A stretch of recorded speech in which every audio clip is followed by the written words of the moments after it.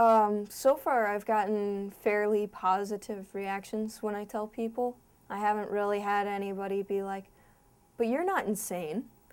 How can you be trans if you're not, you know, emotionally unstable? Or because I guess it is still considered a mental disease. It's listed in the DSM. So What's the DSM? the Diagnostic Statistical Manual. It's a psychology book that lists all the different mental disorders. Well, not all, but pretty much all of the mental disorders. Wait, so is this idea of being transgendered, it's considered a mental disorder? It's still listed in the DSM, but more and more, a lot of psychologists are trying to get it taken out of the DSM because they don't really feel that it is. Because up until 1973, being gay was listed as a mental disorder. But a lot of psychologists got together and were like, you know what, guys? This isn't right. Let's take it out. So really having transgender in the DSM isn't helping anybody out either then, is it?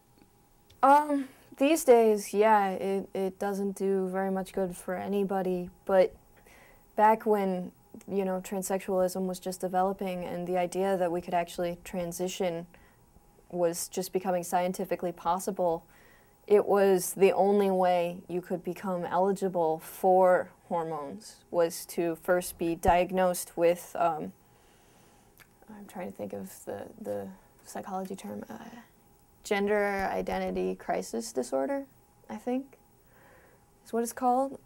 You would get that diagnosis, you would talk to your psychologist for a year, you'd get the letter, and then you could transition, and that was the only way you could possibly do that.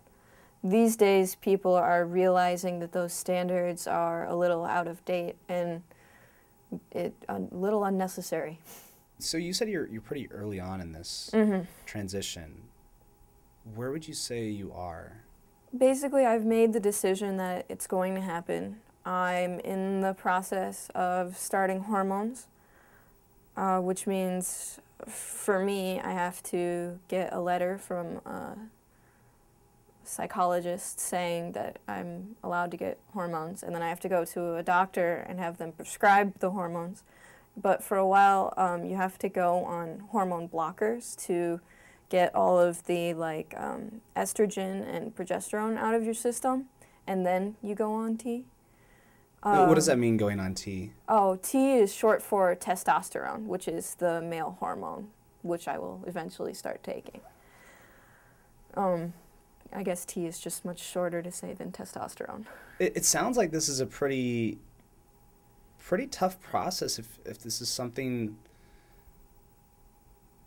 to make this change. I mean, it sounds like you have to go through a lot of obstacles. You have to see a psychologist and a doctor. Well, see, that is sort of a changing thing.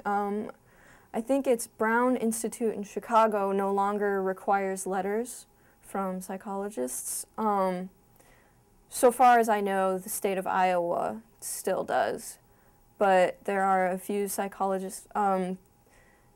Basically, the reason there are all these rules was because in the 1940s or 50s was when most people started becoming aware of this issue. And the man who did a lot of these transitions, who was the doctor in charge, set up a system so that people could have this done. And so his rules were you had to see a psychologist for, I think it's a year, and then they had to write a letter, and then you could start on the hormones.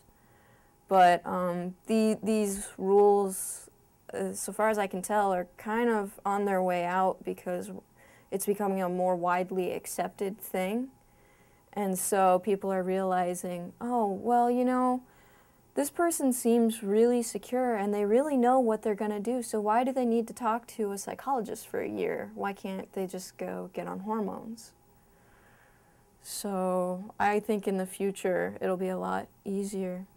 And I know the state of Iowa has a really awesome law that's basically says if your doctor says that you've transitioned enough, the state will reissue your birth certificate in the correct sex, which, you know, a lot of other states won't even let trans people change their names for the reason of being trans. So Iowa really, we've got gay marriage now. We have these awesome laws to help trans people. Like, our state is really awesomely progressive. But I think there might be 2 other states that have a law similar to ours about the reissue of the birth certificate. But it's not many. How did this all affect your family? I mean, Yeah, they're still adjusting. I just told them a couple months ago, and so it's a bit of a change. But really, they can't claim surprise. I haven't had long hair since 2nd grade. When I was little, every week I picked a new boy name and would only answer to that name. So they probably saw it coming, but it's still that big initial shock of, oh wow, it's actually happening now. They still call me by the name that they gave me. Does that kind of box you in? Well, right now, because I haven't really started my transition, like I don't have facial hair, but to be a guy and have that facial hair and, you know, be passing and then have them call me that female name, that would suck. But, you know, once I actually get to the point where I'm transitioning, I'm going to have a new name, and eventually I'm going to insist on being called by that name. And so they'll just have to adjust to that. Have you thought of a name? I've been thinking about it. I wanted to give my parents the chance to adjust and maybe have them name me, because I know it always bugged them a little that I hated my female name so much. So I wanted to give them that chance to give me a name that I would actually, you know, appreciate. But they're still in the adjusting stage, so I don't want to push things on them too quickly. It's kind of a tough hurdle then. Yeah. Yeah, it's definitely different because, you know, you as a trans person have to come out and tell people, you know, I'm a guy now. It's an extremely different situation for, say, your parents, because they, at the same time, they have to come out too, because they're going to have to tell their friends, oh yeah, I don't have a daughter anymore, I have 2 sons now. And it's a big change for the entire family, and I'm just lucky my family is being supportive, because there are plenty of situations where I've heard of where when you come out, you're not part of the family anymore. So I kind of want to get to this point of, we're in Transweek. Mm-hmm. What is the main thing you want people to learn from this week?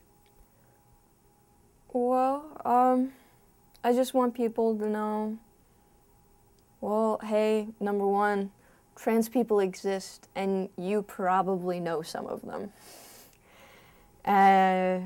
Secondly, you know, we're just people, and, like, it would be nice if people could start understanding where we come from, if they could maybe be a little more educated on the subject.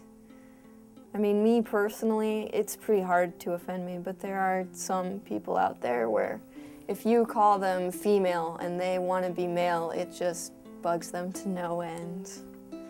And so if you could just be educated enough to know to maybe avoid pronouns for a while and then wait till you're one-on-one and then ask them what you should use, that would help a lot of people out probably.